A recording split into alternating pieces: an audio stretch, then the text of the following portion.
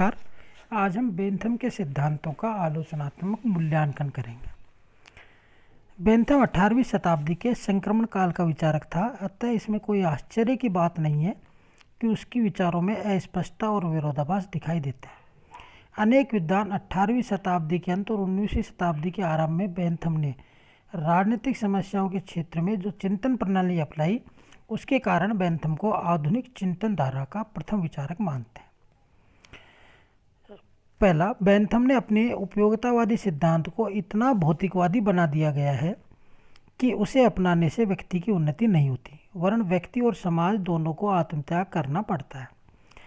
उसने नैतिक सिद्धांतों को तिलांजलि दे दी है और भौतिक आनंद को महत्व देते हुए उसने अंतःकरण, धर्म, अधर्म, सत असत को कोई स्थान नहीं दिया है। यद्यपि कुछ बदमाश एक सज्जन को लूटने अथवा तंग करने में सुख पाते हैं, तो बेंथम के सिद्धांत के अनुसार इसमें कोई अनैतिकता नहीं होगी, क्योंकि इसमें केवल एक को दुख मिलता है जबकि अधिक लोगों को सुख मिलता है। इसलिए आलोचक कहते हैं कि बेंथम ने मनुष्यों को पशु के समान मान लिया है। मुरे कहते हैं कि यदि हम बेंथम के अनुसार मनुष्य की विवेक शक्ति अथवा उसके अंतःकरण को स्वीकार नहीं करते, तो समाज में सदाचार और अनाचार के बीच कोई भेद नहीं रहेगा।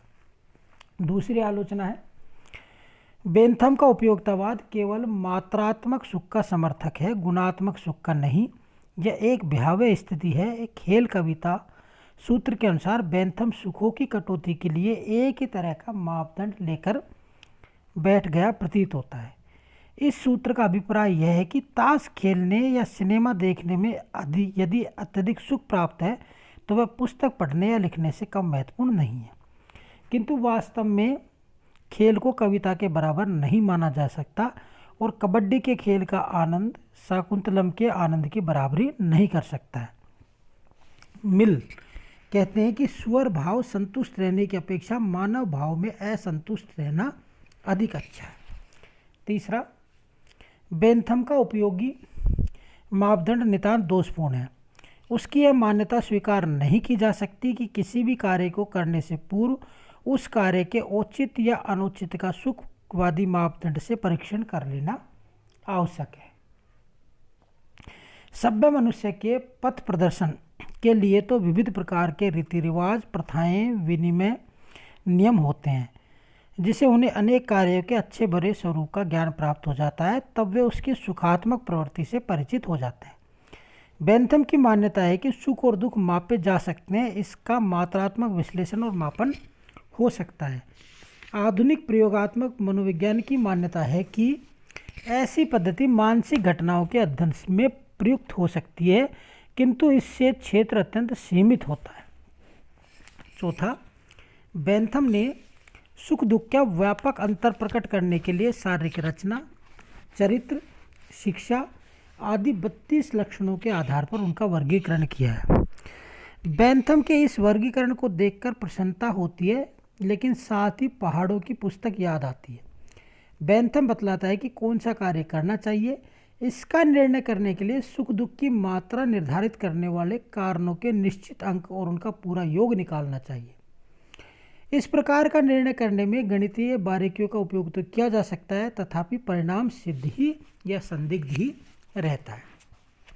पांचवा, बेंथम अपनी कृति introduction to the principle of moral and legislation का प्रारंभ इस प्रकार करता है कि प्रकृति ने मानव जाति को दो प्रभुत्व शक्तियों, सुख या दुख के नियंत्रण में रखा है, और यही शक्तियाँ संकेत देती हैं कि हमें क्या करना चाहिए और यही निश्चित करती हैं कि हम क्या करेंगे।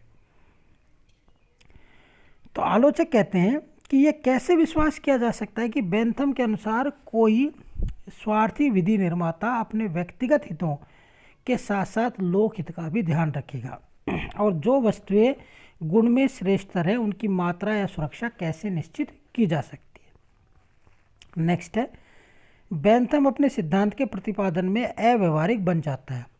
अपने आनंदवादी व्यक्ति के चित्रण में बेंथम वास्तविक जीवन से विलग होकर आगे बढ़ता प्रतीत होता है और लोकहित, स्वार्थ तथा कर्तव्य के बीच अंतर मानते हैं, परंतु बेंथम इसे स्वीकार नहीं करता है।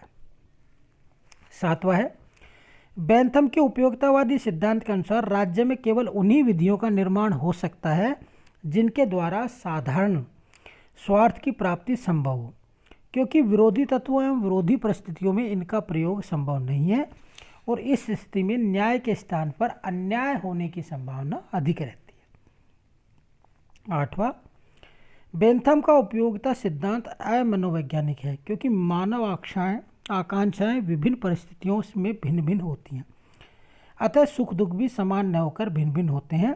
किन्हीं दो मनुष्यों की अनुभूति परस्पर समान नहीं होती है। नेक्स्ट है, यह धारणा भी त्रुटिपूर्ण है कि मनुष्य द्वारा कोई कार्य सुख की प्राप्ति के लिए ही किया जाता है।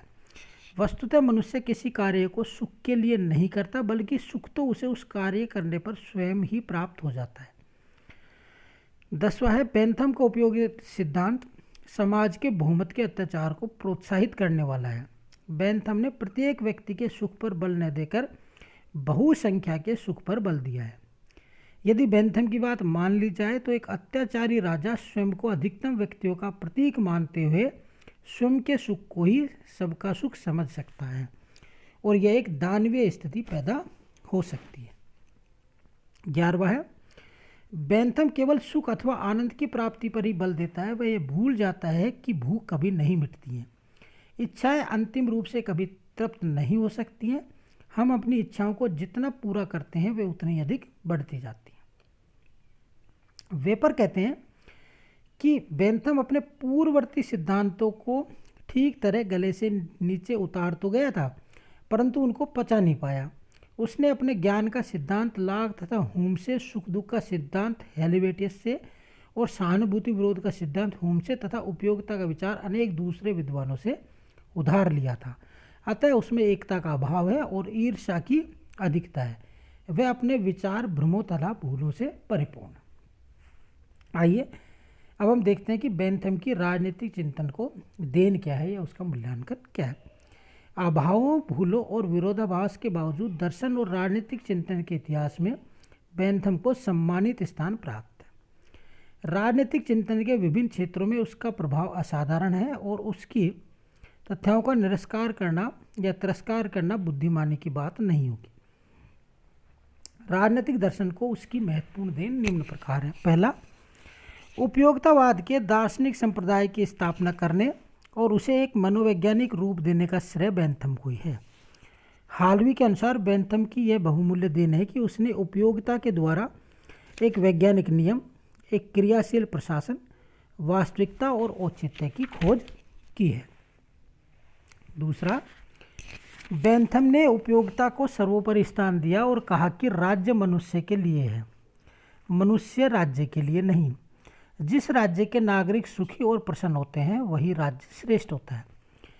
बेंथम का प्रश्न है कि समुदाय का हित क्या है और उसका उत्तर है कि यह उन सदस्यों का हित है जो समुदाय की रचना करते हैं।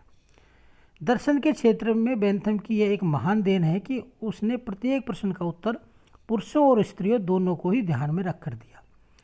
बेंथम ने शासन के स्वरूप आदि की उलझन में न पड़कर इस बात पर बल दिया कि शासन उपयोगिता की दृष्टि से सुख निर्माण के लक्ष्य की पूर्ति कहाँ तक कर सकता है।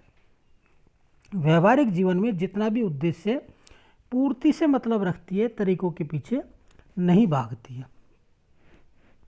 तीसरा है, बेंथम ने स्वस्थ लोकतंत्र और लोकतांत्रिक संस्थाओं का समर्थन किया है।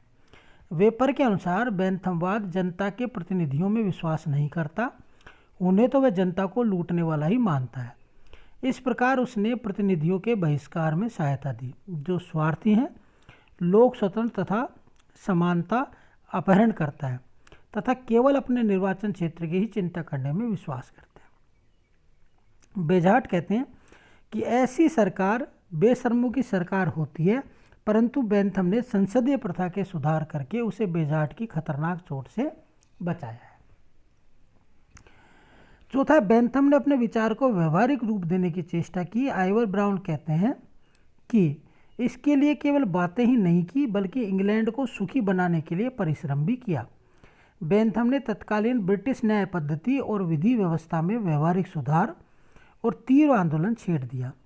सेबाइन कहते हैं कि बेंथम ने न्यायशास्त्र के आधार पर इंग्लैंड की न्याय व्यवस्था में आमूल सुधार हुआ और 19वीं शताब्दी में उसे पूर्ण संशोधित करके आधुनिक रूप दिया गया। बेंथम के प्रयत्नों से कानून में सरलता और श्रेष्ठता का समावेश हुआ। 5वां है, बेंथम ने मैकियावेली की भांति राजनीति को नैतिकता से पृथक किया। उसने नैतिकता के आधार पर प्रजा द्वारा राजाज्ञा पालन और विद्रोह का समर्थन नहीं किया।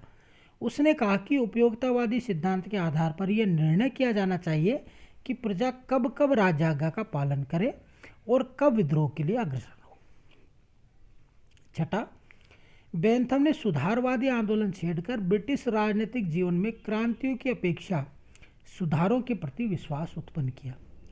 लोगों के हृदय में यह बात पूर्वेक्षा अधिक अच्छी तरह बैठ गई कि क्रांति की तुलना में सुधार अधिक ग्राह्य और उचित है। लास्ट है इसमें, बेंथम ने राजनीति शास्त्र में अनुसंधान और गवेषणा की प्रवृत्ति को महत्व दिया। आज यह पद्धति हमें स्वाभाविक लगती है, किंतु बेंथम ने से पहले इस पद्धति का अनुसरण नहीं किया जाता था।